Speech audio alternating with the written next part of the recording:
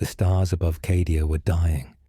One by one they winked out, as though some unseen hand were plucking them from the firmament. The light that had guided generations of defenders dimmed, and the void beyond the Cadian gate grew darker still, as if it were breathing, waiting. The air across the fortress world trembled, not with wind, but with the anticipation of a doom that had been whispered in the dreams of psychers for centuries.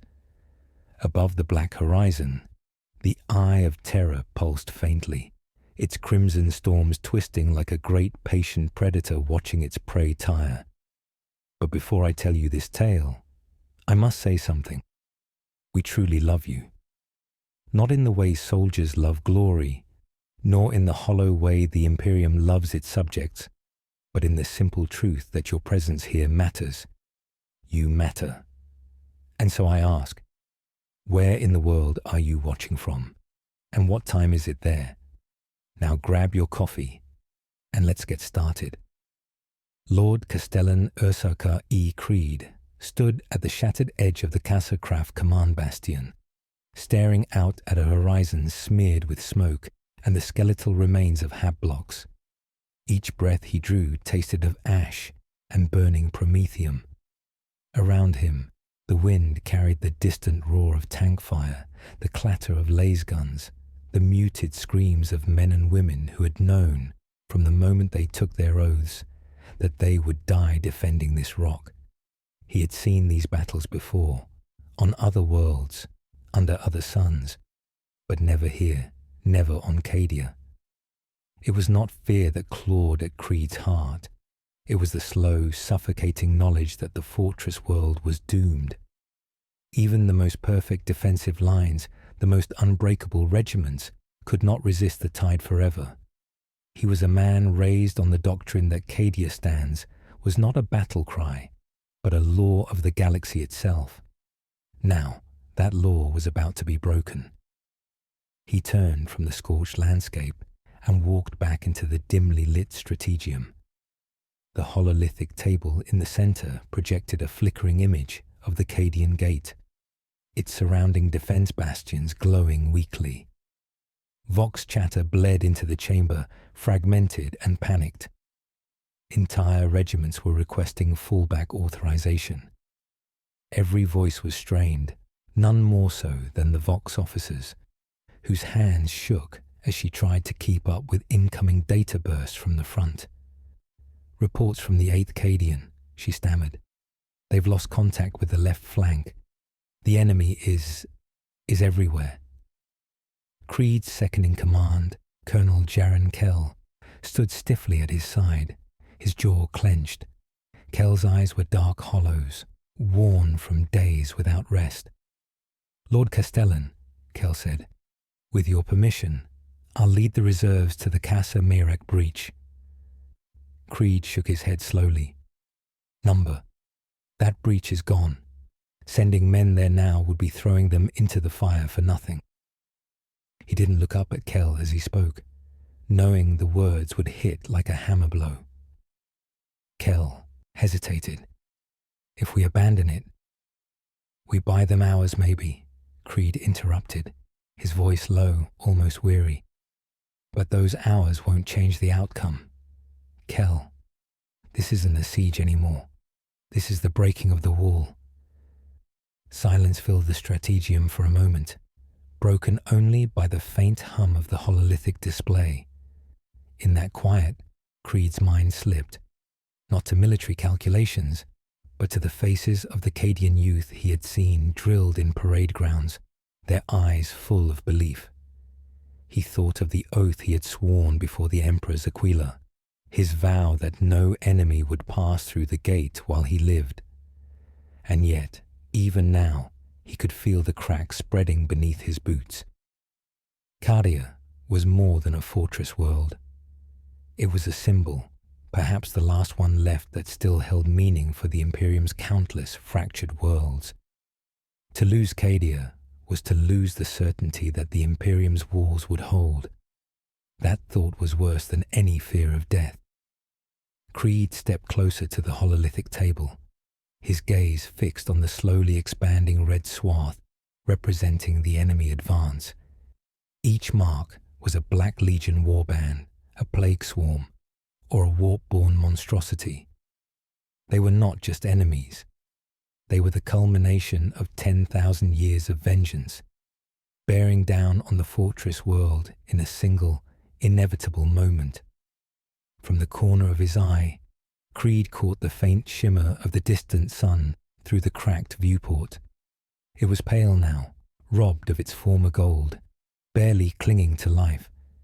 He found it fitting. The sun and Cadia would die together. "Signal the outer cassers," he said finally. Tell them to hold until the sky falls." The Vox officer hesitated, perhaps hoping for some rousing order, a promise of relief. But Creed offered none. She nodded, her lips pressed thin, and relayed his words. In that moment, Creed understood the truth he had been denying since the first Chaos ships appeared in system. Cadia would not survive this war. The question was no longer whether the fortress world would fall, but how much of the galaxy it could take with it when it did.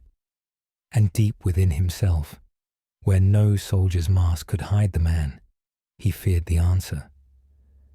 Long before the stars above Cadia began to fade, before the black storms at the Cadian gate boiled with the promise of war, there was only stone and oath. Cadia was a world carved by purpose, its continents bound in chains of fortification, and its people forged in the furnace of discipline.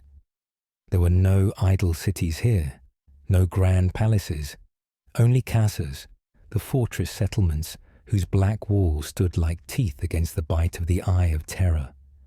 Every building was a bulwark, every road a military route, and every Cadian child, from the moment they could walk, was taught the weight of a laser gun and the meaning of the phrase that was not a boast, but a law. Cadia stands. It was in these grim stone streets that Ursarkar Creed's story began, not as the Lord Castellan of legend, but as a boy with dirt on his uniform and questions in his eyes. He had been born into the 8th Casa of Casa Partox, his earliest memories filled with the sound of marching boots echoing down the parade grounds. His father, a Casa Watch sergeant, had been killed during a routine border engagement with Chaos cultists. Creed was too young to remember his face, but the lessons of that death were pressed into him early. The enemy was always waiting, and they never stopped. At 12, Creed was inducted into the Cadian Youth Guard. It was there that he first met Lord General Castor, a towering figure whose voice carried across parade grounds like a clarion call. Castor was no soft mentor. His lessons came in the form of brutal training regimens, tactical exercises that punished hesitation, and lectures that drilled one truth into the cadets. Victory is survival. Everything else is failure. Creed learned quickly, not because he sought glory, but because he feared the shame of letting his comrades fall. Even then, he had the sharp eyes of a strategist, able to spot weaknesses in simulated battlefields that others missed. Castor took note. On cold nights after drills, the general would speak quietly to the boy about the Imperium. Not the propaganda of the parade grounds, but the truth. The High Lords on Terra did not bleed for Cadia. They would send orders, demand sacrifices, but they would never stand on the walls themselves. Those words stayed with Creed long after Castor left for an off-world campaign. Years later, Creed was no longer a cadet, but a junior officer in the 122nd Cadian Regiment when he received the news. Castor had been executed for treason. The charge was aiding a planetary governor's defiance against the High Lord's demands. The official report branded Castor a traitor to the Emperor. But among the officers who had served under him, the whispers told a different story, that Castor had refused an order to abandon millions of civilians so the High Lords could preserve their own strategic assets For Creed, it was a fracture that never healed. He had been raised to see loyalty as a weapon against the enemy. Now, he began to suspect it was also a chain, one that could drag a man to his death at the whim of those far removed from the battlefield. The years blurred into campaigns, raids against chaos warbands in the outer systems, the defense of small mining worlds against heretic uprisings. Creed rose in rank not through ambition, but because his soldiers followed him willingly. He shared their rations, slept in the same mud, and never ordered a man to take a position he would not take himself. By the time he was named Castellan of Casa Craf, his reputation among the Cadians was unshakable, but respect from Cadia's own people was not enough to shield him from the politics of the Imperium. Orders from Segmentum Command were often riddled with contradictions, their strategies clearly designed to protect distant star systems deemed of higher value than Cadia itself. Creed swallowed his frustration and carried them out, until the day the first astropathic warning arrived. It was not the usual fragmented nonsense of warp interference. This was different. A voice, hollow and terrible, echoing through the minds of every sanctioned psyker in the sector. The Warmaster comes. Creed did not sleep that night. He stood on the parapets of Casa Craf, staring into the endless dark toward the Cadian gate. The wind was cold, the stars sharp and distant. Somewhere beyond that gulf, a fleet was gathering. The memory of Casta's final days returned to him with cruel clarity. The old general had been right. Terra would not come to save them. Cadia would stand because it had no choice, and if it fell, there would be no fortress left between the Imperium and the Eye. In the days that followed, Creed ordered a complete review of every defense bastion on the planet. Ancient macro cannons buried since the Great Crusade were reactivated. Supply lines were redrawn to ensure no single breach could sever the fortress world's ability to fight. Garrisons were rotated every 3 weeks to avoid fatigue. It was preparation not for a campaign, but for a war that would not end until Cadia itself was broken. Kell, his ever-faithful second, approached him during one such inspection. "You're acting as though they're already here," he said, half in jest. "They are," Creed replied, eyes fixed on the horizon. "We just can't see them yet." Neither man spoke again for a long while, but as the wind whistled through the defense lines, Creed felt the truth settle over him like a weight he had carried since childhood. The walls of Cadia might be built from stone and steel, but it was the people who were the true fortifications. If they faltered, the galaxy would follow, and somewhere beyond the veil of stars, the Warmaster was moving. The first signs were not the warships, they were the silences.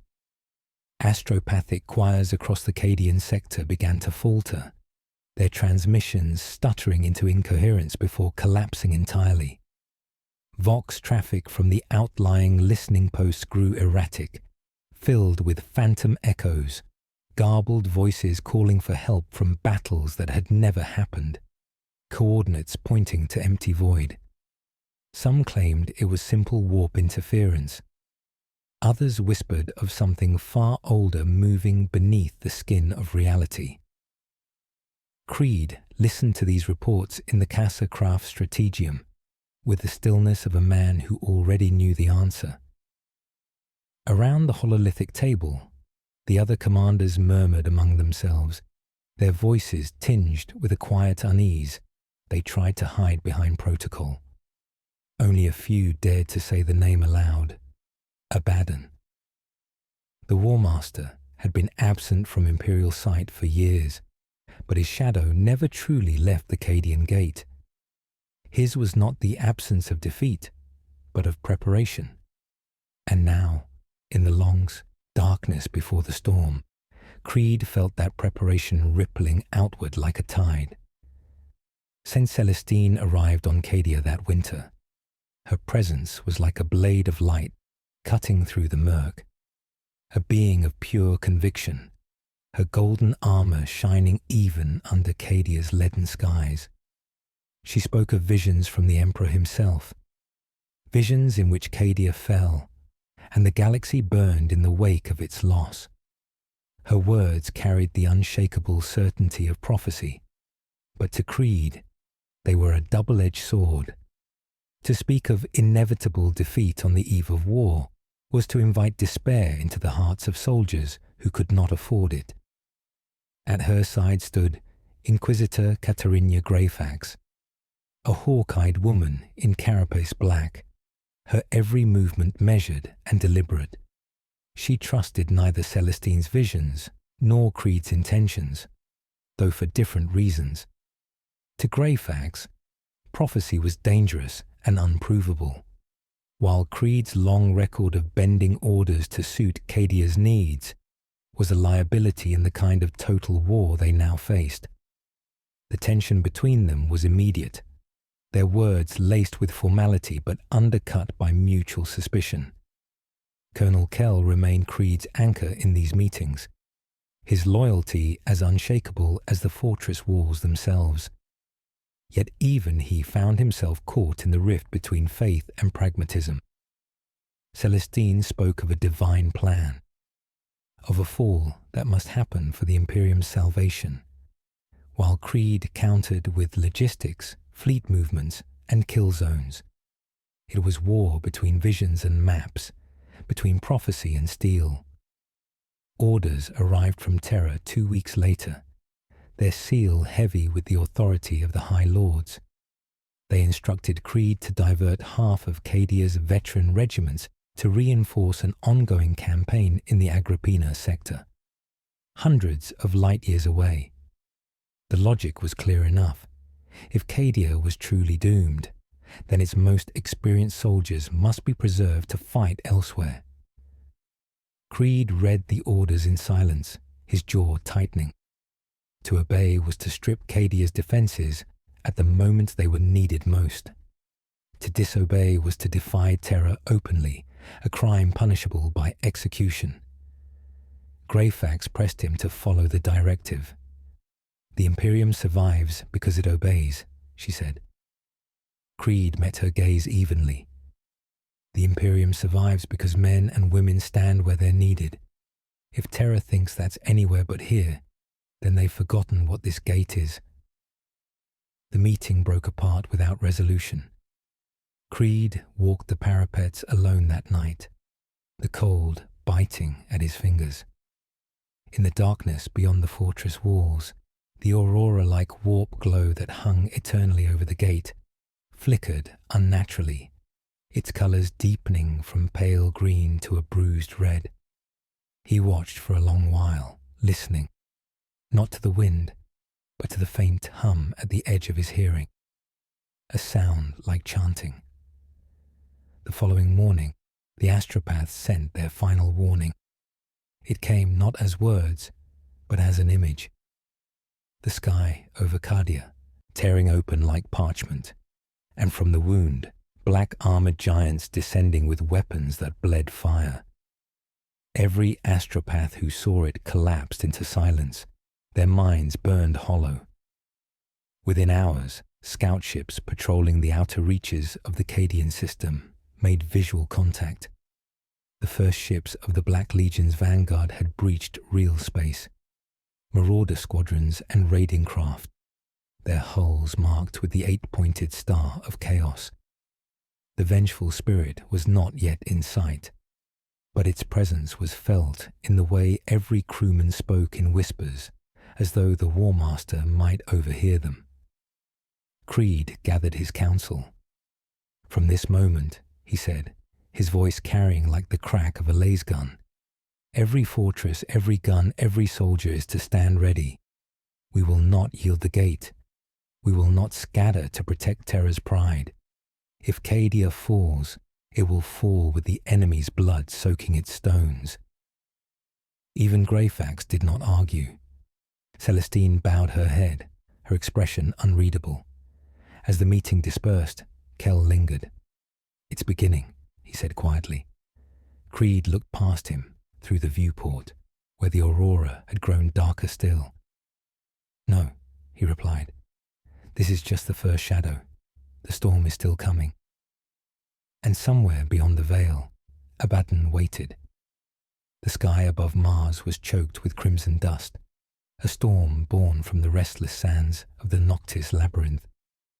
Lightning, jagged and unnatural, arced across the heavens, each bolt illuminating the rust-red spires of the forged cities. The sound of it was like the grinding of colossal gears, as if the planet itself was a machine straining under some unseen pressure. Inside the sanctum of Magos Dominus Zorathkar, the air was thick with incense and electrostatic discharge.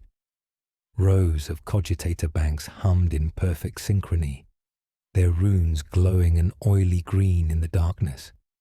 At the center of the chamber stood the Magos, his steel-shod feet rooted to the floor like pylons, mechadendrites swaying gently in the still air. A robed figure knelt before him, head bowed so low the brass mask touched the floor. "Dominus." The whispers grow stronger. The Omnissiah's voice, but not the Omnissiah we know. Zorathkar's photoreceptors flared a pale white, scanning the initiate's trembling form.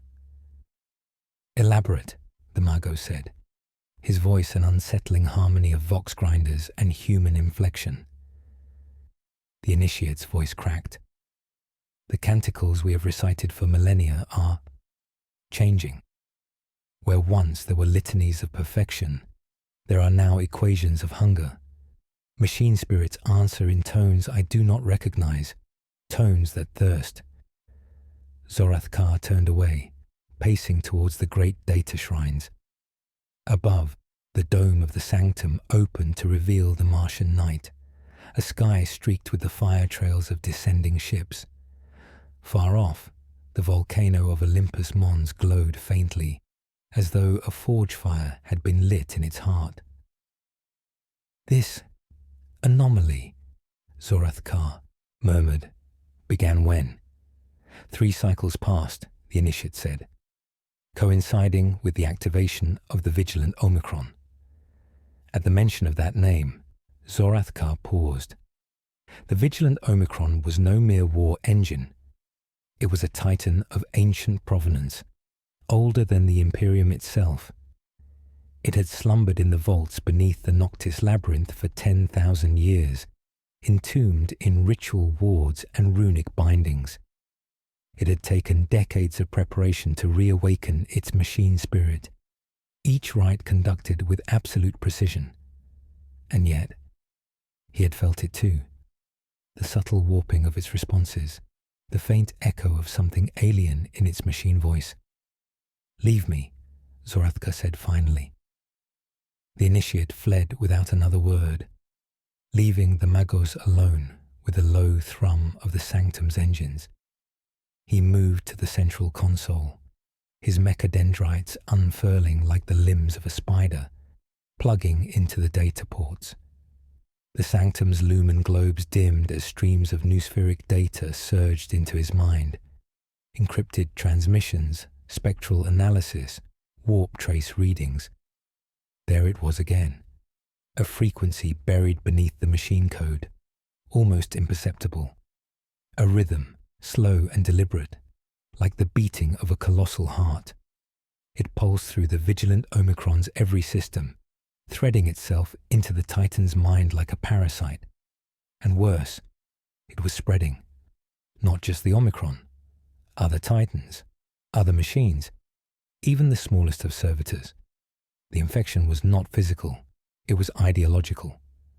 Code rewritten not by mortal hands, but by something that understood the logic of the Omnissiah and sought to twist it. Zorathkar withdrew his connections, the motion sharp, almost violent. For the first time in centuries, he felt something close to fear. A deep rumble shook the sanctum. Dust drifted from the ceiling. Outside, the forge's outer gates were opening, titanic slabs of adamantine grinding apart. From the darkness beyond, a shape emerged, monolithic, framed in the red haze of the storm. The vigilant Omicron strode into the light. Its colossal form was crowned with banners of black and crimson, each etched with symbols that shifted when the eye tried to focus on them. Its carapace armor shimmered, not with the steady glow of power fields, but with a rippling, almost liquid darkness.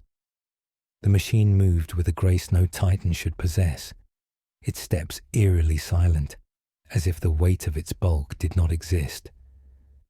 Zorathkar stepped forward to greet it, as tradition demanded, but when its head lowered, the optics did not blaze with the pure white light of the Omnissiah's blessing. Instead, they burned with a deep, unnatural red. And then, impossibly, it spoke, not through the voxcasters, but directly into Zorathkar's mind.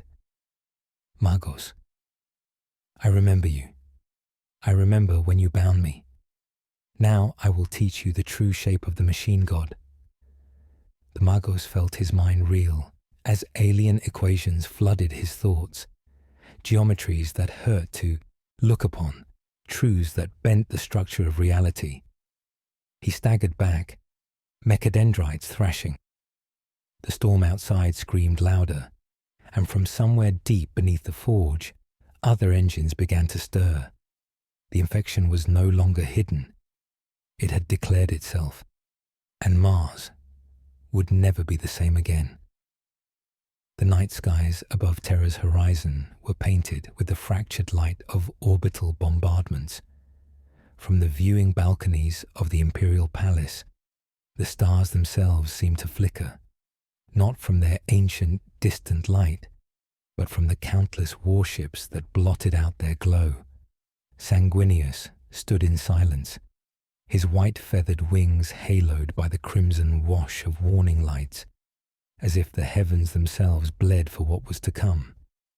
Behind him, the Emperor's golden sigils reflected faintly in the polished marble floor. The chamber was heavy with incense, a calculated weight meant to drown out the smell of ash drifting from the lower city. The Angel of Blood's face was set, but his heart was not still. He could hear the distant toll of the palace's defense bells, a grim reminder that the enemy, his own brothers, was closing in. Robert Gilliman's voice echoed through the strategium from the earlier council. We cannot win by sentiment, Sanguinius. If we must burn the bridges between kin to hold the throne, so be it. Those words had sat in Sanguinius's mind like a shard of glass ever since. The Primarch of the Blood Angels had always believed in redemption, even for those who had strayed. But now, as the warp-choked tide of Horus's rebellion crashed against the walls of mankind's last fortress, the space for mercy was shrinking.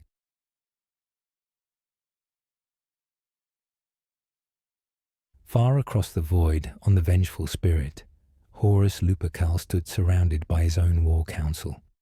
His features were a pale shadow of what they once had been, his eyes lit with a sickly, unnatural glow. The War Master's voice was silk over steel. Sanguinius will break, Horus said, pacing slowly. He is a creature of love, not cruelty. And love is a chain that binds tighter than hate. When the moment comes, he will hesitate, and that is when we will end him. The assembled traitor lords murmured their assent, but one, Erebus of the wordbearers, allowed himself a knowing smile. He will not just hesitate, War Master. He will suffer. The gods will see to that.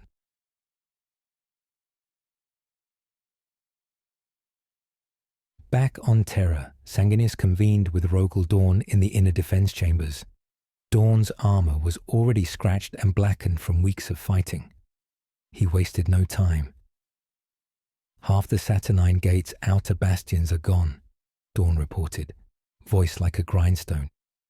I can hold them for perhaps another week. No more. Sanguinius studied the hololithic display. The line of enemy advances was a serpent tightening around the palace's throat. "Then we have only one path," he said quietly. "We must hold the Eternity Gate itself, no matter the cost." Dawn nodded, but fixed Sanguinius with a sharp gaze. "And what of you? The Emperor will not risk you lightly. You are more than a warrior. You are his symbol." Sanguinius's wings shifted, the feathers catching the light. "Symbols mean nothing if the men they inspire are dead. I will be where the fighting is thickest."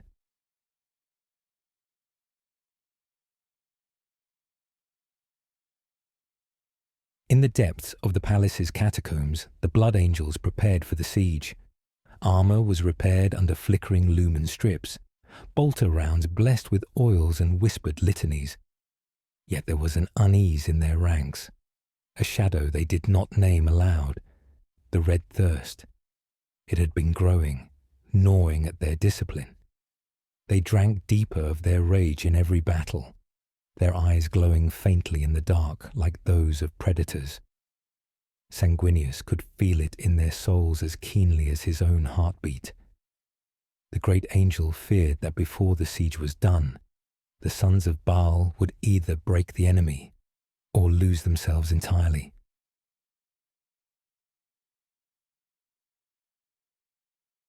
The first assault came at dusk.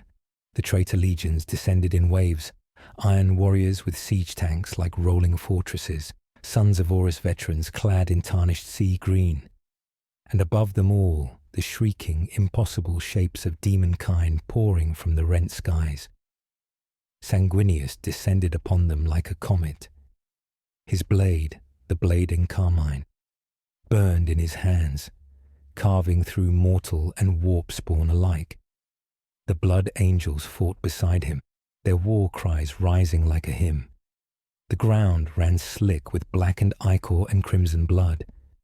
Yet even as the angel fought, a voice whispered at the edge of his mind, low, insidious, almost familiar. "You cannot save them all, brother, but you could rule them. Imagine what we could build together." It was Horus, not in person, but in thought, carried by the warp itself. Sanguinius did not answer, though his grip on the blade in carmine tightened until the leather wrapping strained. Hours later, the Blood Angels repelled the assault, but the cost was steep. Thousands lay dead, and among the living, the red thirst had claimed more of his warriors. Sanguinius stood in the aftermath, gazing at the Eternity Gate steps. The marble was cracked and scorched, its once pure white now stained with blood. He knew this was only the beginning. Horus would come for him, not just with armies, but with temptations, visions meant to break his will before they broke his body.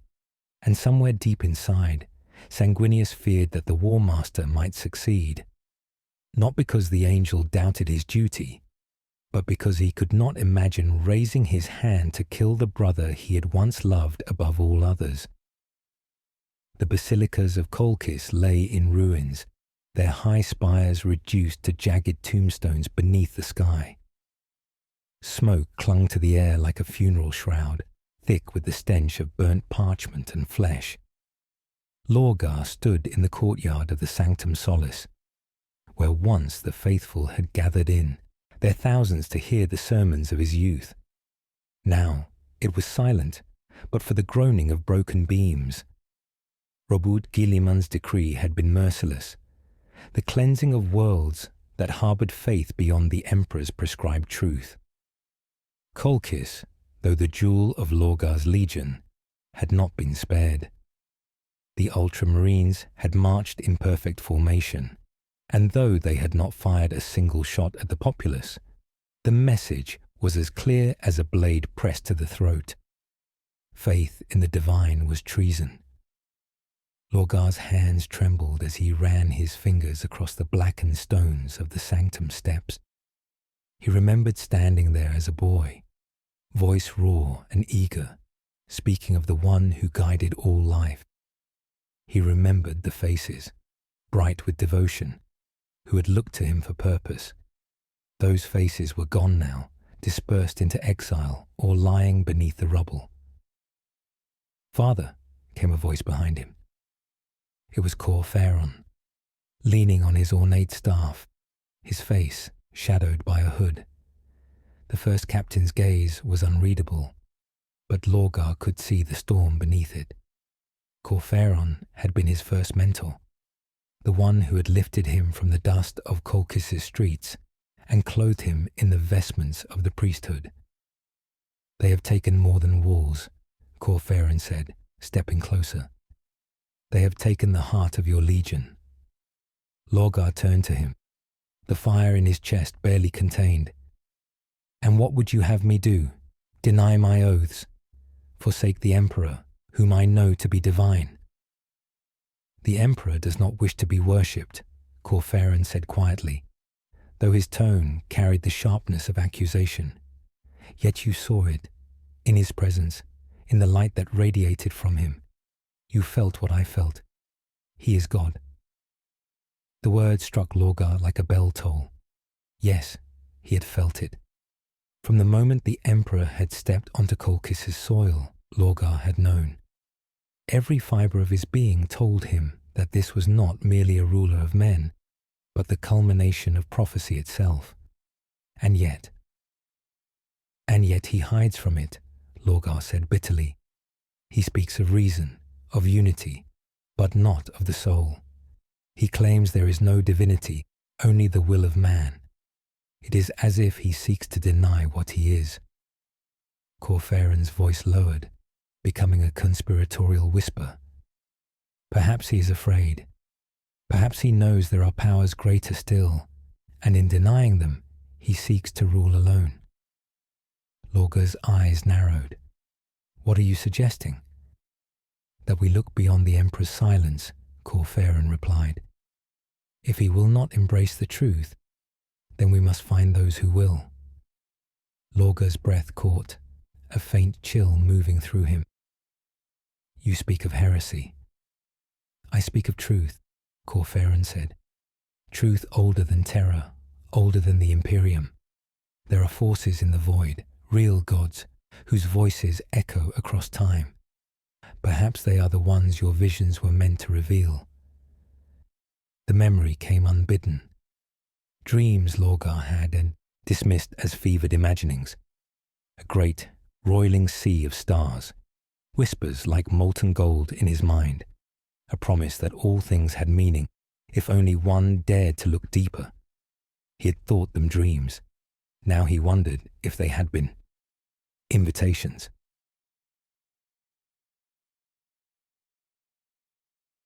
The days that followed were a strange blend of mourning and quiet conspiracy. The wordbearers, though outwardly obedient to imperial edict, began to gather in secret. Chaplains preached in the ruins by candlelight, their sermons stripped of the Emperor's name but heavy with implication. Symbols once painted openly on armour now appeared only on the inside of gauntlets, where only the faithful could see. It was Erebus who brought the first fragment of forbidden scripture to Lorgar. The dark apostle in waiting bowed before his primarch, his shaved head gleaming in the dim torchlight. "My lord," he said, offering a small metal-bound tome, recovered from the vaults beneath the southern spire before the Ultramarines burned it. Lorgar took the book with reverence. The cover was etched with spirals and sigils that seemed to shift when he looked at them too long. He opened it, and the inked words seemed to glow faintly. They spoke of gods of the warp, of infinite realms beyond the material, of pacts made before mankind had crawled from Terra's oceans. The Primarch read deep into the night. The words were strange, their meaning at first elusive, but the rhythm of them felt like a heartbeat he had always known. By dawn, he realized he had not merely been reading, he had been listening. Something had spoken back. Weeks later, aboard the Fidelitas Lex, Lorgar gathered his inner circle, Corpheron, Erebus, and the most devout captains of the wordbearers. "The Emperor is a great man," Lorgar began, his voice steady. "But he is not the only truth. There are powers in the warp, eternal, vast, who offer what he denies us, the freedom to worship, the promise of a higher purpose." Some faces around the table showed unease, but none spoke against him. The wound Guilliman had left in their pride was still raw. Erebus leaned forward. "If the Emperor fears these gods, then perhaps it is because they are greater still, and if they are greater, should we not seek their favor?" Corpheron's lips curled into a shadowed smile. "The Emperor forbids us to kneel to him. Let us kneel to those who will answer." Lorgar closed his eyes, feeling again that whisper in the depths of his mind. Not commanding, but welcoming. It was as if the void itself had opened its arms to him. When he opened them again, his voice was quiet but unshakable. "Then let it be so. We shall seek them. We shall learn their names, and we shall spread their truth across the stars until every world knows the gods that rule beyond the veil." No one present would forget those words. It was the moment the word-bearers stopped being the Emperor's most devout sons and became the heralds of something far darker. The forges of Olympus Mons roared like the hearts of captive stars.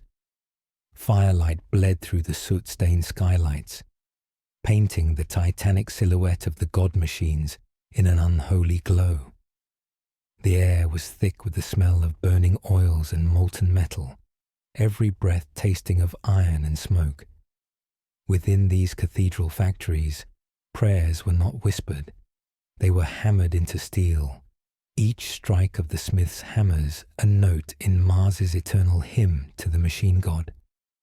At the heart of this infernal symphony stood Archmagos Dominus Halix IX, a man only in the most technical sense. The meat of his body was long since reduced to a withered relic.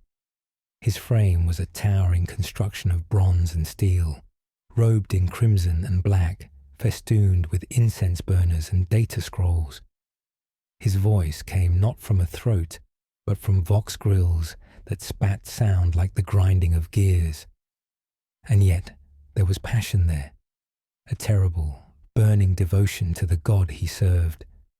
Before him knelt the frame of Invictus Ferrum, the god machine he had sworn to awaken.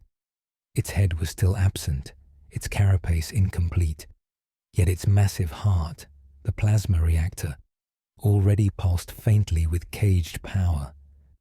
Magos engine seers clambered over its hull like ants, chanting canticles, soldering sigils into adamantine plates, and feeding it the sacred unguents that would one day bind its will to its princeps. But there was unease in the forge today. Halix IX could feel it in the stuttering rhythm of the work chants, see it in the way lesser priests made the sign of the cog twice instead of once.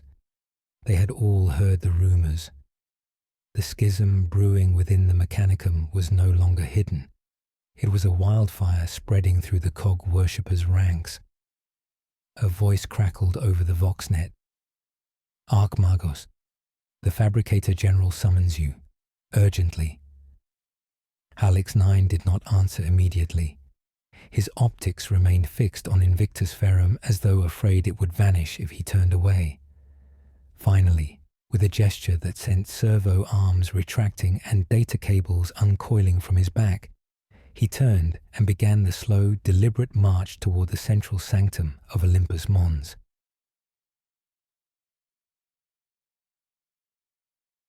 The sanctum of the Fabricator General was unlike any other place on Mars. It was neither forge nor shrine, but both in equal measure. A great hemispherical chamber whose walls were alive with streams of machine code, glowing faintly in the red gloom. Here, the air was clean of soot, replaced with the sterile chill of perfectly conditioned atmospheres. Fabricator General Kelbor Hal awaited him, standing at the foot of the throne-like dais. His form was a grotesque marvel of cybernetics. A dozen mechadendrites swayed lazily in the air behind him, each tipped with tools or weapons. His head was an angular mask of gold and black, its single red eye burning like a ruby in the dark. "Halix 9, Kelbor Hal intoned, his voice a carefully balanced blend of human cadence and binary harmony. "The time approaches when our faith must be tested." Halix 9 inclined his head in reverence. "If you speak of the schism, I am prepared to defend the truth of the Omnissiah." The Fabricator General's eye flared briefly, like a furnace stoked. "Then you already understand. The false emperor seeks to bind Mars in chains of flesh law. He claims to be the Omnissiah incarnate, but he is merely a tyrant draped in lies. Horus Lupercal sees this. He will free us." There it was, the words that could never be unspoken, allegiance declared. Halix 9's thoughts raced. He had seen signs, the Emperor's disdain for the sacred rites, his cold pragmatism toward the spirits of the machine. But the leap to outright rebellion, that was a different calculation entirely. And yet, deep within the primal data vaults of his mind, a dangerous spark flickered. Freedom from the Imperium could mean the unshackling of forbidden knowledge. Kelbor Hal's mechadendrites curled inward like serpents preparing to strike. "You are one of my finest archmagi. Your titan must march with us. Invictus Ferrum will bear the mark of the War Master." Halix 9's optics dimmed slightly, betraying the equivalent of a human frown. "And if I refuse?" "Then she will be taken from you," the Fabricator General said simply, "given to one more loyal."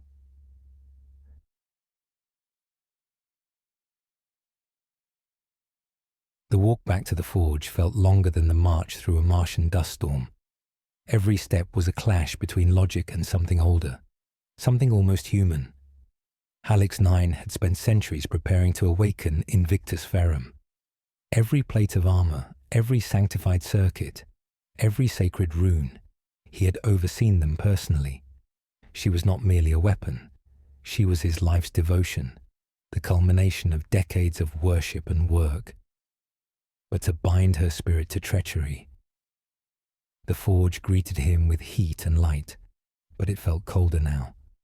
The Magos engine seers looked to him for guidance, their eyes hidden behind augmetic lenses, their faces expressionless yet full of expectation.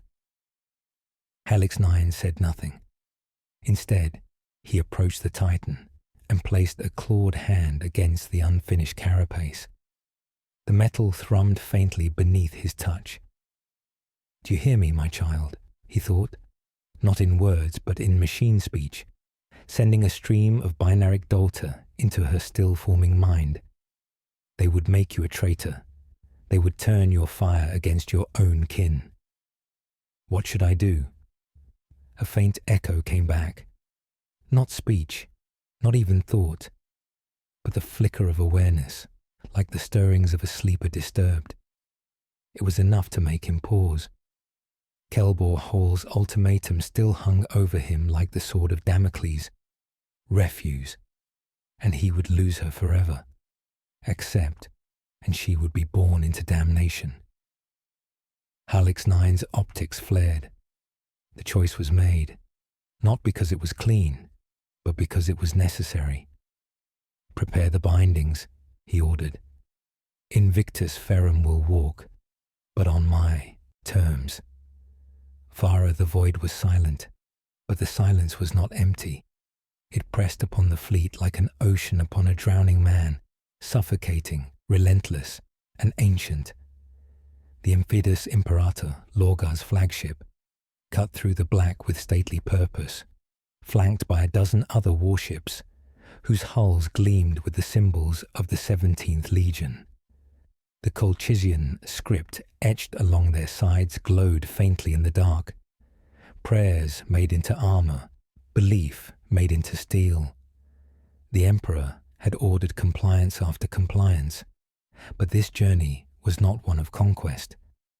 This was a voyage of discovery, of devotion, and of proof.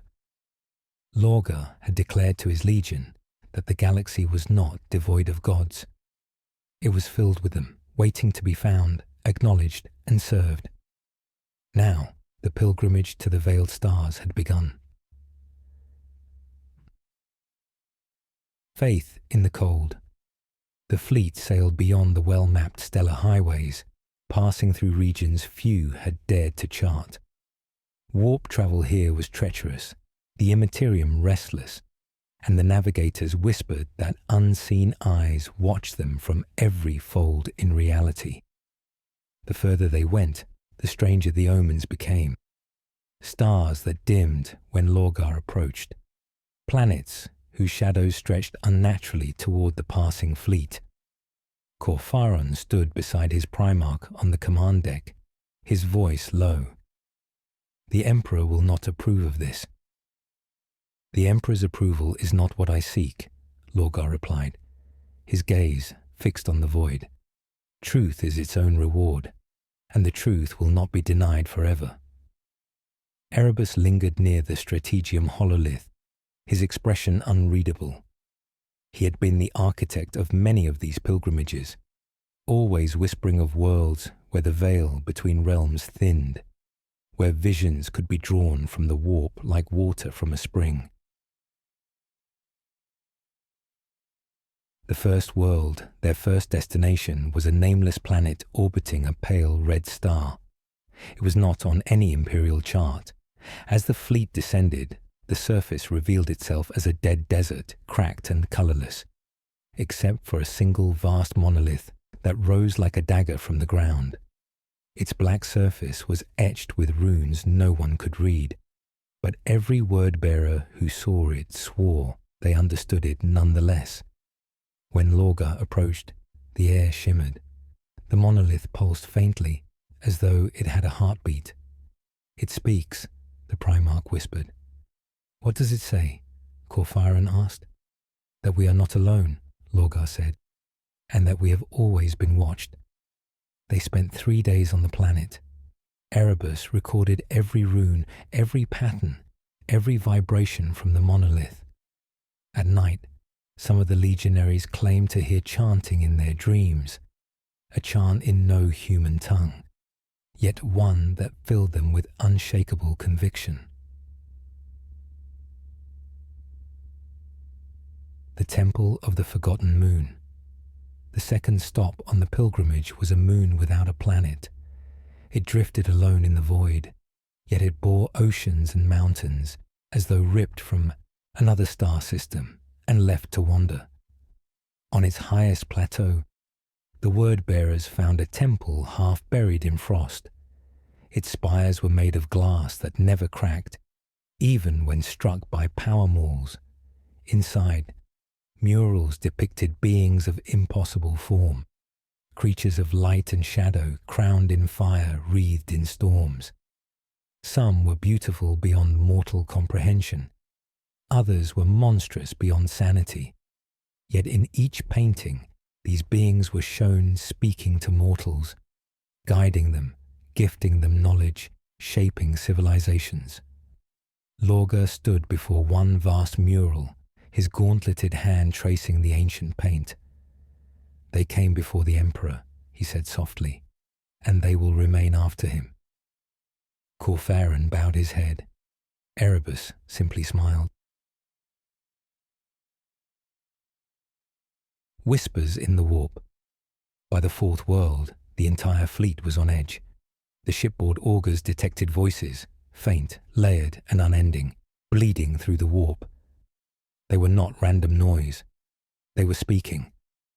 The word-bearers began to hear them even without mechanical aid. The voices spoke in promises, warnings, and praise. Some urged them onward. Others demanded tribute. Yet none denied Lorgar's faith. They confirmed it. On the 23rd day, the Primarch himself entered a trance on the bridge, his body rigid as stone. His voice, when it came, was not his own. It was a chorus, hundreds speaking as one.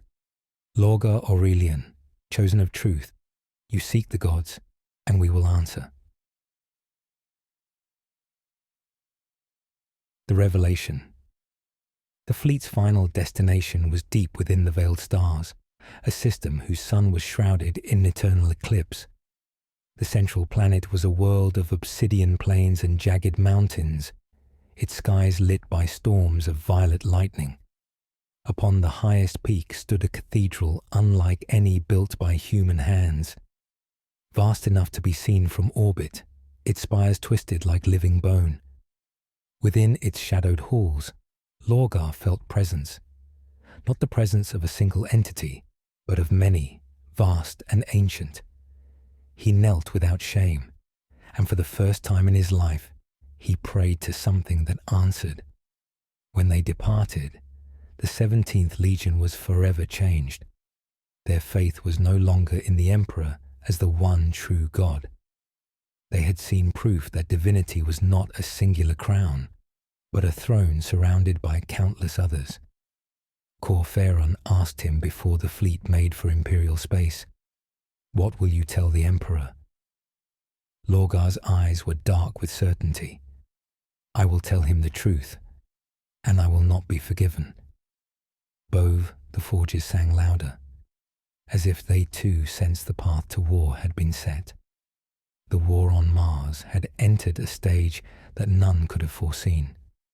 The forge temple still burned from the initial rebellions, yet the fires were now fed not by heretics alone, but by loyalists desperate to hold the sacred ground of the Omnissiah. The air was thick with chemical ash, turning the once proud crimson sky into a poisonous pall of rust and shadow. Magos Dominus, Kestrel stood at the edge of the Martian Noctis Labyrinthus, a place older than the Mechanicum itself. He could feel, through the augmetics wired into his very soul, the rhythmic pulse of the great engines buried beneath the surface. Titans older than the Imperium slumbered here, chained in vaults of adamantium, their machine spirits maddened by centuries of neglect. The Fabricator General's edict is clear, intoned Archmagus Thrine, his voice a cold, metallic vibration. The chains are to remain. The vaults are not to be breached. "And yet," Kestrel replied, his human voice unusually soft in the noise of the storms, "our enemies breach our forged cities daily. Shall we not unleash what is ours to defend them?" Thrine's optics narrowed. To break those chains is to break the will of Mars itself. These god machines, they are pre-imperial.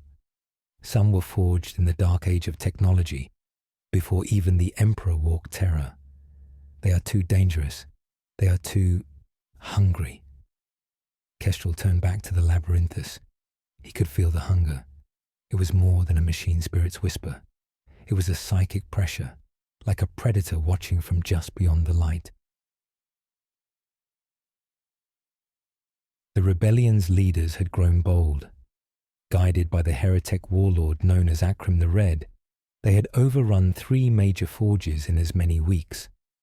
Akrim's own forces were supported by twisted titans, once noble engines, now reconfigured with xeno scrap and demonic circuitry. Their reactor hums carried a wrongness, a warping in reality that made lesser tech priests weep blood. In the halls of the Fabricator General, a council convened. The great chamber was lit by millions of data candles, each flickering with binary code. The Fabricator General himself sat like an iron idol upon his throne, his voice emanating from vox grills the size of cathedral doors. "The loyal forges falter," he stated without ceremony. "Our Skitari are scattered, our night houses strained. If Akrim reaches the magma cathedrals, he will choke the heart of Mars." Whispers passed through the gathered magi. None dared speak the thought aloud, except for Kestrel. Then the vaults must be opened. Silence fell. Even the cogitators seemed to pause. Dangerous logic, the fabricator general said at last. The chains were placed by decree of the Emperor himself, and reinforced by the Omnissiah's own hand. Do you presume to know better? No, Kestrel said simply, but I know necessity, and I know war. If we do not release the god machines, Mars will burn, and with it, the Imperium's hope of victory. The decision came in the dead of the Martian night cycle. Kestrel and a cadre of tech priests descended into the labyrinthus. They carried the hexakeys, ancient cipher rods that could override the seals placed millennia ago. The descent took hours, through tunnels that seemed to hum with ancient energy, until at last they reached the first gate. The gate was a cyclopean slab of blackened adamantium, covered in wards both technological and arcane. Its surface was etched with warnings in languages long dead. Kestrel stepped forward and placed the first hexakey into the central lock. The chamber rumbled. The machine spirit within the gate stirred, its voice echoing in 1,000 overlapping tones. Identify. Kestrel Dominus, bearer of the fabricator's seal, he intoned, presenting the cogtooth sigil of Mars. Access denied. Chains are sacred. Kestrel's optics flickered. By my right as servant of the Omnissiah, I command you, awake. The wards flared, some shattering under the force of his command.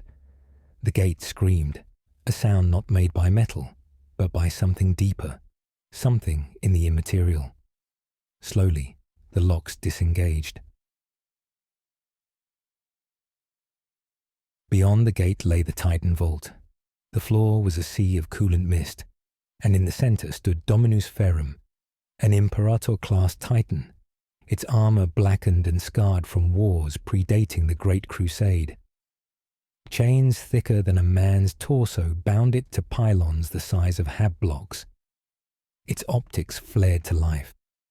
The vault trembled as a voice boomed, not from speakers, but from within the minds of all present.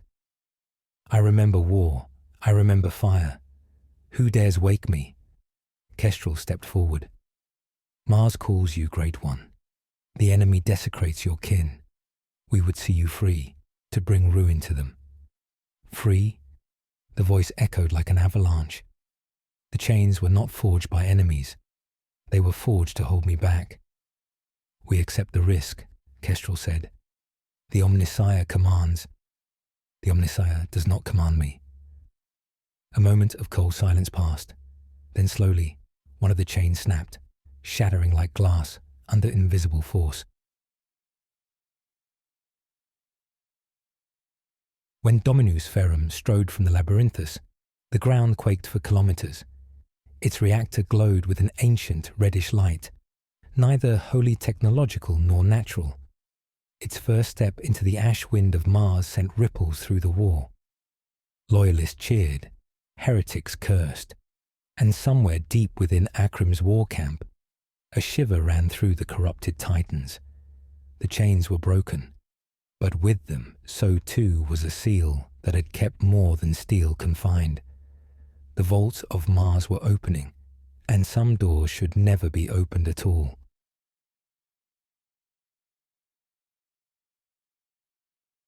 The ruins of Cygnus Prime burned beneath a crimson sky. A perpetual storm of blood-red lightning raged above, as if the heavens themselves sought to mirror the fury that consumed the battlefield. Ash and fire swirled together in the choking wind, carrying with them the screams of the dying and the roars of the damned. Sanguinius stood at the heart of it all, his white wings now streaked with soot and gore. His armor, once a radiant gold, was pitted and blackened by countless blows. In his right hand, the blade encarmine glimmered with a deadly light, its edge drinking deep of the foe. His left hand was clenched into a fist, the veins in his forearm straining as though the very act of holding himself in check was an agony. Around him, the blood angels fought like living avatars of wrath. Their discipline was gone. They were no longer the noble sons of Baal, but crimson-armored predators driven by a thirst they could not quench. The Black Rage had claimed hundreds, perhaps thousands, and now they tore through the traitor ranks with inhuman strength and abandon. The demonic host surged to meet them. Warp-spawned monstrosities with chitinous limbs and molten eyes shrieked blasphemies in 1,000 dead tongues. Massive horned warriors in Baroque armor pressed forward, their weapons dripping with the ichor of fallen loyalists. Over it all towered the monstrous form of Kabanda, the bloodthirster of Khorne, his vast wings blotting out the light as he descended upon the angel. The two had fought before, and the memory of that battle burned in Sanguinius's mind like a brand. Kabanda had struck down his sons by the hundreds, breaking their bodies and shattering their souls. This time, there would be no mercy, no restraint. "You will kneel, angel," the demon roared, his voice shaking the ground. "Your blood will consecrate this world, and your skull will adorn my master's throne." Sanguinius met the monster's gaze without flinching. "You will find no skull worth taking here, beast," he replied, his voice like cold steel. "Only your own ruin." Kabanda struck first, his whip lashing out with the speed of a lightning strike. The barbed length wrapped around Sanguinius's wing, tearing feathers and flesh. Pain flared through the Primarch, but he did not cry out. Instead, he surged forward, dragging the demon toward him. The blade in carmine flashed in a deadly arc, slicing through the whip's haft and shearing it in two. The demon bellowed in fury and swung his massive axe, a weapon forged from the marrow of slain gods. The impact split the ground where Sanguinius had stood an instant before, sending up a storm of molten stone. The angel leapt skyward, wings straining against the weight of battle, and came down upon Kabanda's back with a blow that cleaved through brass-plated armor and bit deep into demon flesh. Kabanda staggered, but his counterblow was instant and brutal. His taloned hand closed around Sanguinius's torso, lifting him from the ground and squeezing with bone-shattering force. Ribs cracked, blood filled the Primarch's mouth. Yet even as the demon sought to crush him, Sanguinius rammed the blade and carmine up beneath Kabanda's jaw, forcing the monster to release him. The two titans circled, their blows shaking the ruins around them. Every clash of steel and claw sent shockwaves through the battlefield, throwing lesser warriors to the ground. Around them, blood angels and demons alike faltered, unwilling or unable to draw near the jewel of gods. But Sanguinius could feel the change within himself. Every heartbeat brought with it a deeper pull toward the abyss. The red thirst gnawed at the edges of his mind, whispering promises of unstoppable power if he would only surrender. His vision swam red, and the scent of blood, demon and Astartes alike, was intoxicating. He could end it here. If he let go, if he unleashed the hunger fully, Kabanda would be torn apart in moments. But in doing so, he would lose himself, and the sons he still commanded would follow him into damnation. The demon sensed his hesitation. "Yes, I see it in you," Kabanda hissed, circling like a predator. "The thirst, the rage. You are ours, angel. You always were. All it will take is one moment, one taste, and you will drink deep of eternity." Sanguinius's grip on his sword tightened. He thought of Baal's burning sands, of the people he had saved from extinction, of the Emperor's trust. He thought of his legion, already so close to the edge, and knew what was at stake. "No," he said simply, and struck. The blade on carmine flashed brighter than the storm above, as it carved a burning wound across Kabanda's chest. The demon reeled, roaring in pain and disbelief. Sanguinius pressed the attack, his strikes a whirlwind of speed and precision, driving the bloodthirster back step by step. Finally, with a cry that echoed across the blasted city, the angel drove his blade through Cabanda's heart. Warp flame erupted from the wound, and the demon's form began to unravel, its substance drawn screaming back into the Imperium. "You will not have my sons," Sanguinius said, voice low but filled with absolute conviction. "Not while I yet live." Cabanda's final roar faded into the howling wind, and then he was gone, leaving only the stench of burnt brass and the faint shimmer of dissipating warp energy. The battlefield was silent for a heartbeat, and then the blood angels roared in triumph. Yet Sanguinius felt no joy. The victory was only a momentary reprieve. His legion was still drowning in the black rage, and the warp storm above had not lessened. He looked up at the sky, his expression grim.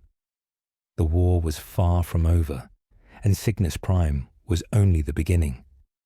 For somewhere beyond the veil of reality, other demons stirred, and they knew now that the angel could be wounded, and worse still, so could his soul. The fires of battle had burned for years, but in the deep halls of Mars, another fire smouldered, one of faith and rivalry. It was no longer enough to simply forge titans. Now, each forged temple sought to crown its own god. The great machine cult had once been united under the Omnissiah's creed, the belief that the Emperor himself was the machine god's divine vessel. But whispers of dissent had grown louder with each victory and defeat. The rise of the heretical Magnus Ferrum, the colossal titan said to house a fragment of a digital god, had splintered belief itself. Archmagos Kyle, Varian, once a disciple of the Fabricator General, now preached a dangerous truth, that divinity could be built, not born. His sermons, transmitted across encrypted channels, spoke of the eternal circuit, an infinite pattern of machine souls that could be replicated if only the Forge Lords dared to abandon the shackles of the old faith. Other sects reacted with fury. The Red Basilica of Olympus Mons condemned Varian's followers as apostate machinae. Tech priests of the Lucian Forge declared a holy algorithm against him. A war fought not just with weapons, but with code, sabotage, and the destruction of sacred archives. Still, Varian's words carried a strange, undeniable logic. For centuries, the Mechanicus had preserved the fragments of standard template constructs as holy relics. Yet, what if these were not sacred artifacts, but the blueprint to make gods? Mars began to fracture. Titan legions, bound in fealty to rival forged temples, refused to march under the same banner. The Legio Invicta swore to remain loyal to the Emperor and the Omnissiah, while the Legio Ferratus pledged themselves to Varian's new divinity. Skirmishes broke out not in the open plains of Mars, but in the deep Manufactoria tunnels where Titans could not walk, and war had to be waged with Skitari, assassins, and data viruses. The Fabricator General attempted to mediate, summoning the Forge Lords to a grand convocation. The Hall of 76 Seals was filled with the hum of servo skulls and the metallic clink of augmented limbs. At the center, the Fabricator General spoke. "The machine god is not yours to build. You risk unmaking all that was forged by the Omnissiah's hand." Varian's reply was calm, but every syllable was a heresy. If the machine god gave us the tools to create, then perhaps his will is for us to finish what he began. That day, the convocation broke apart in violence. Half the delegates left in silence, returning to their forges to prepare for the inevitable.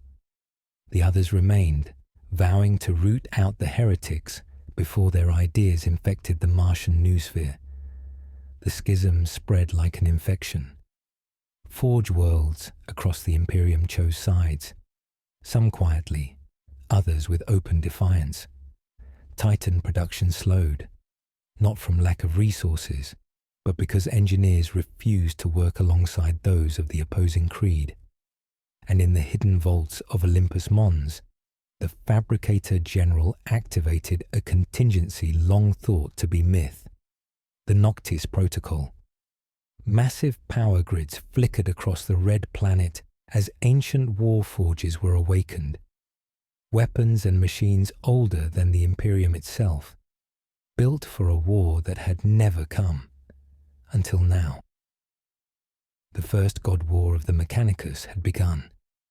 The great halls of the Imperial Palace trembled under the weight of the final war. Terra burned. The skies were black with ash and the shriek of void fire, the ground a graveyard of shattered banners and unburied dead. The siege of Terra had reached its last, brutal crescendo. And in the midst of the maelstrom, the Angel of Blood prepared for his final flight. Sanguinius stood in the chamber of the Astronomicon, his wings casting long shadows across the marble floor, their white feathers now streaked with soot and blood. His eyes, once filled with the warmth of a leader who saw beauty in all things, were fixed on the closed gates before him. Beyond them, in the throne room, Horus waited. Every instinct told him what awaited was death, but not only his own. He had seen the visions in his dreams, Terra falling, the Emperor slain, humanity enslaved to the War Master's will. But visions, Sanguinius knew, could be altered only by sacrifice. He turned to the small honor guard behind him, those few who had survived the long march through the palace. "Hold here," he ordered softly. "What lies beyond is mine alone to face." "Lord," whispered Azkaelon, his oldest and most loyal companion, his armor cracked and his helm under his arm. "If this is to be your end—" "It will not be my end alone," Sanguinius interrupted gently, his voice unshaken. "It will be the shield against the storm for just long enough." The angel placed a hand upon Azkaelon's shoulder, the gesture a silent benediction. Then he walked forward, each step echoing in the vast silence before the battle to come. The War Master's throne. The gates groaned open, light spilled through, but it was not the warm light of Terra's sun. It was cold, unnatural, casting the throne room in hues of decay and ruin. Horus Lupercal sat upon the Emperor's throne, as if it were already his by right. His armor, once gleaming with the honor of the lunar wolves, was a twisted mockery, gold and ivory reshaped into jagged black and brass. The eye of Horus glared from his chest plate, a symbol of dominion. "So," Horus said, his voice deep and mocking, "the angel comes to fall." Sanguinius stepped forward, meeting the War Master's gaze without flinching. "I came to remind you of what you once were." Horus laughed, a hollow, bitter sound. "What I once was is dead, brother, killed by the lies of our father, and you come as his martyr." "No," Sanguinius said, spreading his wings wide. "I come as his son." The duel, the throne room erupted into violence. Horus moved with the speed of a predator, his massive mace swinging in a deadly arc. Sanguinius dodged, feeling the air tear around him as the weapon struck the marble, shattering it like glass. The angel's blade sang as it met Horus's weapon, sparks flying. They circled one another, wings and armor clashing, blows ringing out like thunder. "Why fight for him?" Horus demanded, striking again. "He has lied to us all. He forbids what could make us gods." "Godhood is not what we were made for," Sanguinius answered, parrying and countering with a swift strike that grazed Horus's side. We were made to lift humanity, not to rule it as tyrants. Horus bared his teeth in a snarl, the warp's corruption flickering across his face like living shadow. And yet you would kneel before a tyrant and call it loyalty. The duel was relentless. Horus's strength was overwhelming, his blows driving Sanguinius back step by step. But the angel's speed, his grace, and his unyielding will kept him on his feet. The vision fulfilled. A sudden, brutal strike shattered Sanguinius's guard. The mace struck his wing, bone and feather breaking under the force. Pain tore through him, but he did not fall. "You cannot win," Horus growled, lifting his weapon for the killing blow. "I know," Sanguinius whispered. And then he smiled. He stepped forward into the strike, closing the distance so suddenly that Horus's weapon could not fully swing. The angel's sword plunged into the War Master's side, cutting deep, just enough to pierce the armor and flesh beneath. Horus roared in rage, the wound not fatal, but enough to slow him. The vision was fulfilled, not in victory, but in buying the Emperor the moment he would need.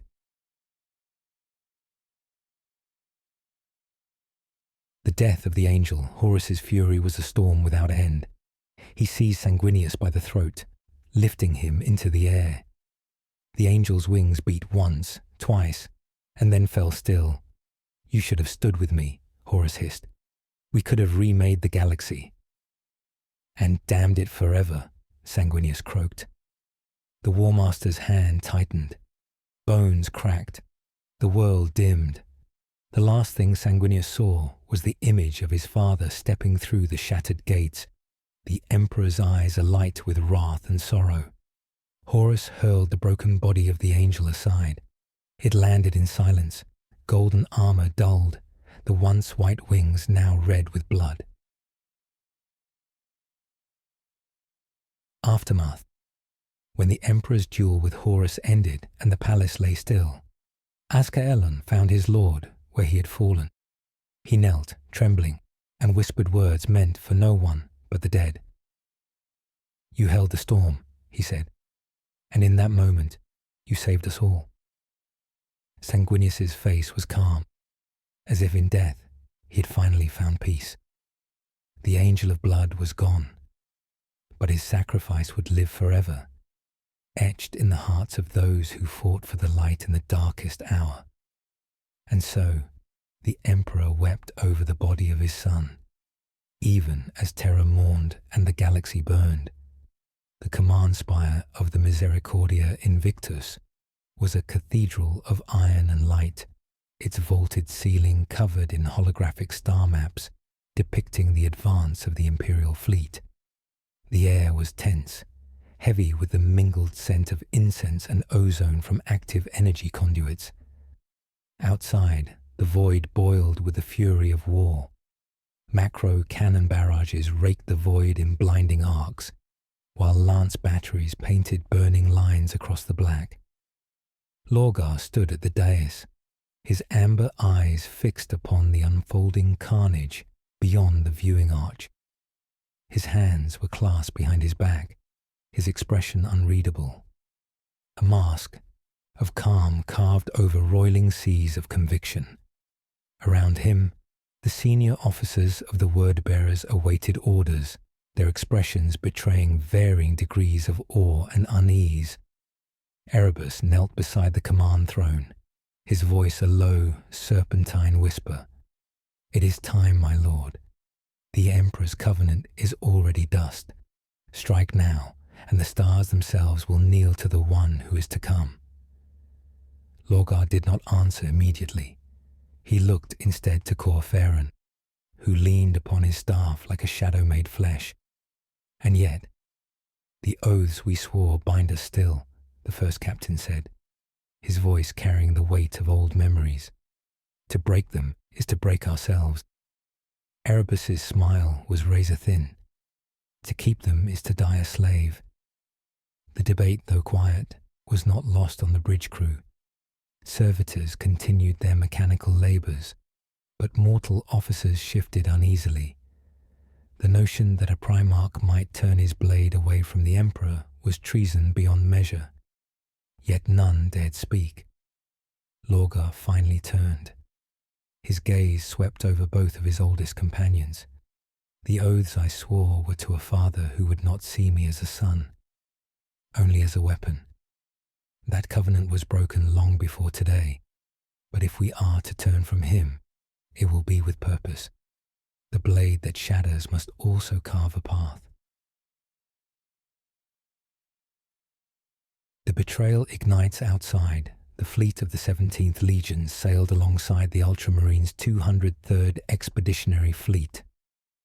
Roboute Guilliman's vessels moved in perfect formation, disciplined, unyielding. The plan was simple. The joint task force would descend upon the Orphean Reaches and crush a Xenos enclave that had resisted Imperial compliance for decades. But on the Misericordia Invictus, new orders were being written. Signal to all wordbearer captains, Lorgar commanded. Our formation is to split. Priority targets are redefined. The Vox officers hesitated. Redefined, my lord? Lorgar did not raise his voice, but the steel in it was absolute. The Ultramarines will not be warned. You will transmit on my personal encryption. Only the 17th will hear. The message that followed was simple, but its weight was infinite. Brothers, you are unshackled. Let the false loyalty end. Today we strike not for him, but for the truth. Fire in the void. The betrayal began without fanfare. A single wordbearer's frigate, the Lex Divinitus, turned its broadside and unleashed a macro cannon volley into the flank of the Ultramarines' cruiser Invigilator. The first salvo tore through void shields and gutted the vessel's starboard decks in a blossoming fireball. Confusion swept the Ultramarines' Vox channels. Calls for identification, demands for ceasefire. They received no answer, only more fire. Within moments, the entire wordbearers' battle line pivoted, lances and torpedoes vomiting destruction into their erstwhile allies. Guilliman's voice thundered over the general hails. Lorgar! What madness is this? Lorgar's reply was as cold as the void. Madness is clinging to the lie that he cares for us, Roboute. We both built empires for his dream, but only one of us saw the truth in its ashes. The Vox link crackled with static, and then the line went dead. The blade breaks. What followed was slaughter disguised as battle. The Ultramarines were disciplined, but discipline is a poor shield against treachery. Entire squadrons were annihilated before they could return fire. Boarding torpedoes slammed into crippled hulls, disgorging wordbearer assault cadres chanting litanies not of the Imperial truth, but of darker gods, whose names were not yet fully spoken aloud. On the Gladius Incorruptus, Captain Remus Varro fought to repel a boarding force led by none other than Erebus himself. The first chaplain moved through the Ultramarines like a shadowed storm, his Crozius smashing ceramite and bone alike.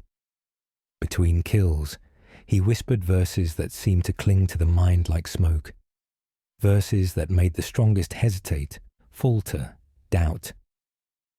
Meanwhile, Corfaren's flagship, the Maledictus, targeted the Ultramarines' flagship Macragge's honor.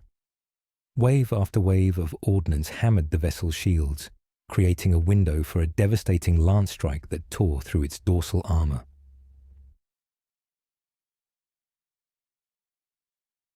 The moment of no return. On the bridge of the Misericordia Invictus, a young mortal officer, one who had served Lorgar since the earliest Crusades, stepped forward, shaking. My lord, the Emperor will never forgive this. Guilliman will never stop hunting us. Lorgar placed a hand on the man's shoulder, his expression almost gentle. Then let him hunt. A blade kept in its scabbard cannot change the world. Today, we shatter the old oaths, and in their place we forge a new covenant, one written not in lies, but in faith." The officer swallowed, then nodded, returning to his station. It was the smallest of victories, yet Lorgar felt its weight. Each soul turned was a brick in the foundation of what was to come. Aftermath in the stars. When the guns finally fell silent, the void was littered with the wreckage of proud vessels. Fires burned in the emptiness, casting cold light upon drifting bodies and ruptured hulls. The Ultramarines, though grievously wounded, managed to withdraw, their retreat covered by the shattered remains of their escorts. Lorgar watched them go, his face unreadable. "They will call us traitors," he murmured. Corferan stepped beside him. "Let them. History is written by those who endure." Erebus's smile returned, sharp as a ritual blade. "And we, my lord, are eternal." In the silence that followed, the Misericordia Invictus turned away from the battlefield. Its prow faced not toward Terra, but toward the distant, whispering dark, where the gods of the warp waited for their chosen son. The sky above Terra was a shattered dome of fire and ruin. Orbital defense platforms blazed in their final death throes, their explosions scattering incandescent shards into the void. The palace walls quaked with the force of each impact, and the heavens themselves seemed to mourn the fate of mankind's cradle. Yet, in the heart of this maelstrom, one figure moved with unwavering purpose, the Angel of Blood. Sanguinius stood upon the marble battlements of the Eternity Gate, his eyes turned skyward. His armor, once immaculate in its gold and ivory, was battered and darkened by war. The wings upon his back stained crimson from the blood of friend and foe alike. Yet his face, serene yet sorrowful, held no trace of hesitation. The burden of his destiny weighed upon him more than the mass of his warplate. Before him, the defenders of the blood angels, what remained of them, formed into their final lines. Rows of red-armored warriors stood shoulder to shoulder, their once proud numbers now reduced to a fraction. The banners of Baal, tattered and smoke-stained, still fluttered defiantly in the scorching wind. Chaplains chanted solemn liturgies, their voices trembling beneath the deep rumble of the approaching doom. Behind the angel, Rogel Dawn approached, his golden armor dented and scorched. "The walls will not hold much longer," Dawn said grimly, his voice carrying the weight of finality. "You know what must be done." Sanguinius turned his gaze toward his brother, and for a fleeting moment, the stoic primarch of the Imperial Fists saw not the angelic warrior, but the mortal soul beneath.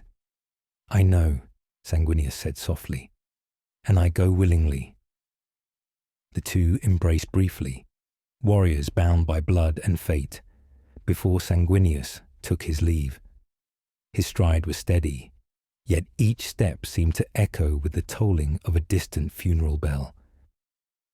He passed through the gate into the inner sanctum of the palace, moving toward the Warmaster's flagship that hung like a predatory shadow above Terra. He knew Horus awaited him.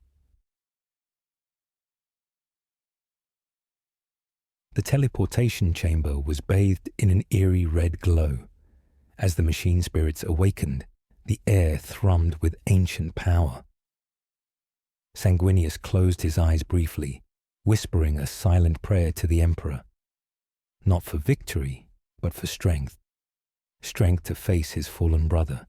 Strength to face his own death. With a crack of thunder and a flash of white light, the angel was gone.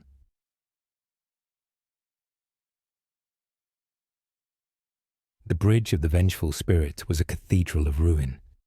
Dark banners hung from vaulted ceilings, their surfaces daubed with the eye of Horus. The floor was slick with oil and blood, the air thick with the metallic tang of death. And there, upon his throne, sat the War Master. Horus rose as Sanguinius entered. He was a titan of war, his once regal armor now adorned with the writhing forms of demons. His face bore the shadow of the brother Sanguinius had loved, twisted now into something unrecognizable. "You should not have come," Horus said, his voice a mixture of regret and mockery. "I came because I must," Sanguinius replied, his voice calm, though his heart was a storm. "Because even now I believe you can be saved." Horus laughed, a sound like shattering glass. "Saved? Brother, I have seen the truth. The Emperor is a liar, a tyrant who would keep us chained. I offer you freedom." Sanguinius stepped forward, his wings unfurling in defiance. "Freedom built upon the ashes of mankind is no freedom at all. You have betrayed everything we fought for." The two Primarchs circled each other, their words heavier than any blade. Yet they both knew this would end not in persuasion, but in blood. The duel began with a clash that shook the ship. Sanguinius moved like the storm, his blows precise and deadly, his sword a comet of gold and flame. Horus countered with brute force, his talons rending through steel and ceramite alike. The angel struck first, his blade biting into Horus's side, but the War Master did not falter. Instead, he seized Sanguinius by the throat and hurled him across the chamber. The impact cracked marble and dented armor, but still the angel rose.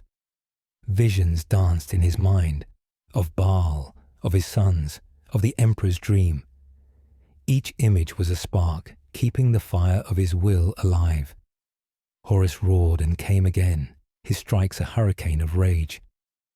Sanguinius parried, evaded, and countered, but each blow drained him. His wings, once symbols of purity, now bore rents and tears from the War Master's talons. At last, Horus feigned a stagger, drawing Sanguinius in for the killing blow. In that instant, the angel saw, truly saw, what his brother had become. And in that moment of recognition, of sorrow too deep for words, Horus struck. The talons pierced the angel's chest, driving through armor and bone. Sanguinius gasped, blood flooding his lips. Yet even as the life fled from him, his eyes locked with Horus's.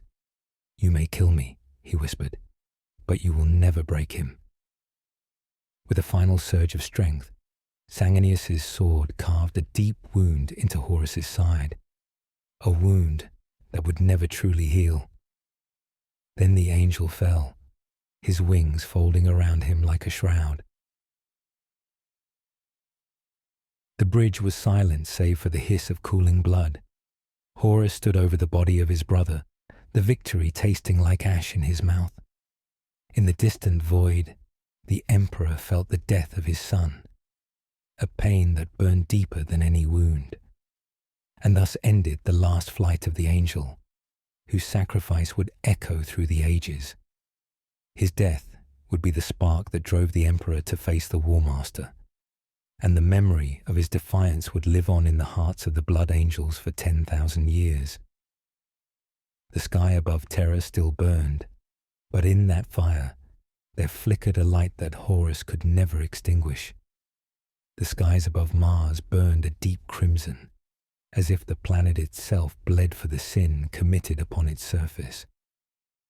Vast plumes of smoke rose from the shattered manufactorums, curling upwards into the void like the dying breath of ancient titans. In the far distance, the Magnasol, the largest forge cathedral of the Red Planet, smouldered in ruin. Its once proud spires now twisted metal and molten slag. The war for Mars had ended, but its cost had been beyond reckoning. The god machine Dominus Ferrum, once the pride of the Legio Invicta, stood immobile in the central square of the ruins. Its adamantine armor, once burnished in sacred oils, was now scarred black with lasfire and plasma scorch marks. The banners of the Omnissiah that had once hung from its colossal frame had been torn away, leaving only exposed steel and the lingering scent of burned incense. Magos Domina. Kira 9 watched from the edge of the plaza, her mechadendrites twitching in quiet reverence. The war had been won, but the victory was hollow. Dominus Ferum's mind was silent, its machine spirit extinguished. The colossal titan had stood against the heretical god-machine Vox Maledictus for 3 cycles without rest, refusing to retreat even as its reactor bled energy into the soil.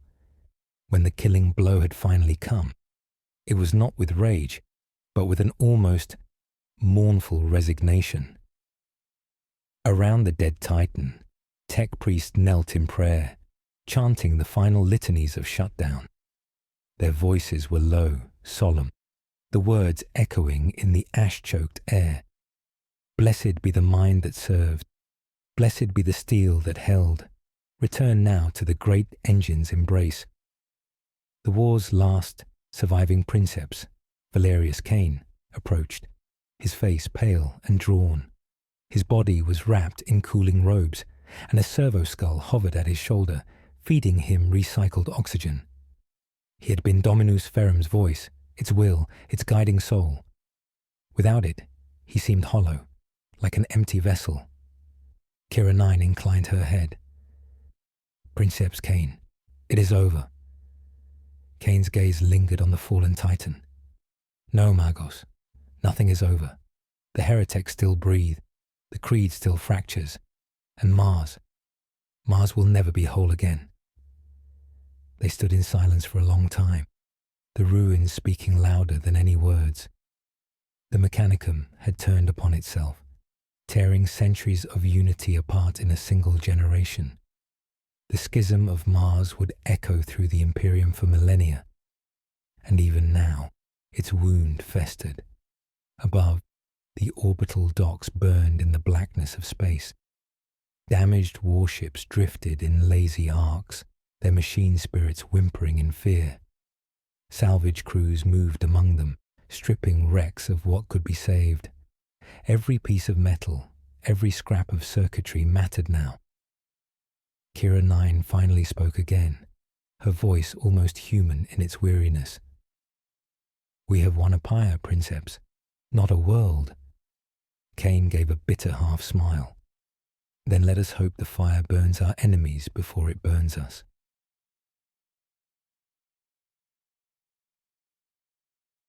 Three days later, the rites of interment began. Dominus Ferum's remains were transported to the crypt of the First Forge, where the ashes of the greatest god machines were kept. The vault doors opened with a groan, ancient mechanisms moving for the first time in centuries. Inside, hundreds of titans slept in death, their forms lit by the dim light of oil lamps and burning censers. Cain walked the path between them, each step echoing on the steel floor. His mechadendrite-borne censer swung slowly, releasing a sweet metallic incense. Kira 9 followed behind, reciting the rites of binding for the last time. As Dominus Ferum's colossal head was lowered into its resting place, Cain placed his hand upon the cold steel. He closed his eyes, whispering a private farewell. Words meant only for the spirit that had once filled the Titan's heart. Kira 9 watched without interrupting. She knew that in that moment, Cain was not speaking to a machine, but to a comrade, perhaps the last one he would ever trust. When the vault doors closed, Cain did not return to the surface. Instead, he lingered among the dead god machines, walking their silent ranks. His mind replayed every moment of the battle, every decision, every loss. In the shadows of the crypt, he paused before another titan. One far older, its frame corroded but still majestic. It was the Eternus Lux, a warlord class that had fallen in the wars of unification, long before Cain's birth. Its machine spirit was gone, but something about its presence seemed patient, almost expectant. Cain placed his palm upon its armor. "If the Omnisire wills it," he murmured, "I will not be without a god machine for long." Kira 9's voice emerged from the dark. "Careful, Princeps. A Titan chooses its master, not the other way around." Cain turned, the corner of his mouth lifting into a grim smile. "Then let us pray it chooses soon. There will be war again. There is always war."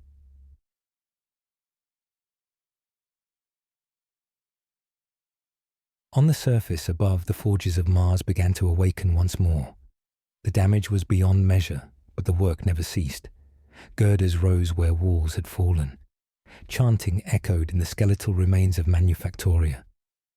The air was thick with smoke, but beneath it was the sound of tools. Hammers on steel, rivets biting into plates. The mechanicum had been broken, but it was not yet dead.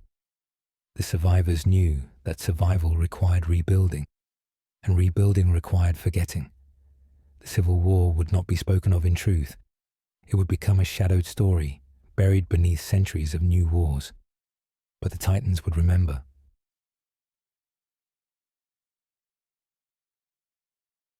In the deep crypt, alone in the darkness, Cain sat before Eternus Lux, his thoughts slow and deliberate.